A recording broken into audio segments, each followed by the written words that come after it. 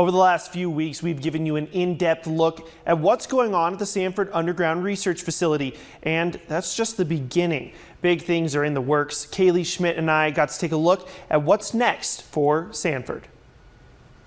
The U.S. investment is well above $1 billion, so this will be one of the largest experiments that's ever been attempted on U.S. soil. Called the Deep Underground Neutrino Experiment, and it's supported by the Long Baseline Neutrino Facility. So that's where the LBNF and DUNE come from. Now, in case you're wondering, neutrinos are cosmic particles found everywhere, but scientists know very little about them. They're very hard to detect.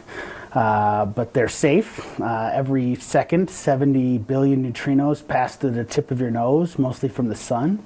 And so the beam of neutrinos we'll create are about understanding them at their origin, at the beam itself, and then understanding how they change when they get here. It's an internationally conceived mega science project. The experiment seeks to shoot a beam of neutrinos from Fermilab in Chicago, just outside of Chicago, to detectors here in South Dakota at the Sanford Underground Research Facility, about 5,000 feet underground. Just in the beginning stages. Getting ready to excavate the rock.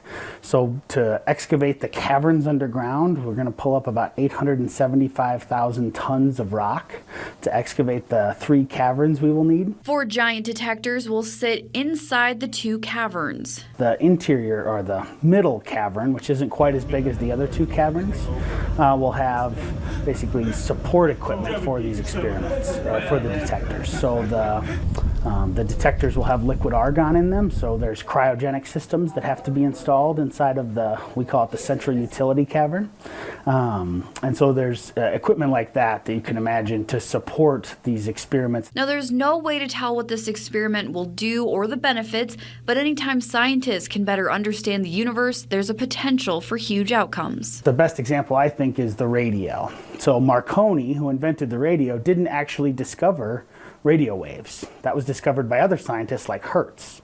And only after we understood how electrons move through the world was Marconi able to understand that we could use that for communication. The scientific results may be unknown, but the economic impact to the area is a guarantee. It's on the scale of $1 billion of economic impact for the state of South Dakota. It is massive. It's huge. It's a ton of jobs. It's a lot of contractors that we will be able to hire from the area who will need help building this project. In lead, Kaylee Schmidt, Coda Territory News.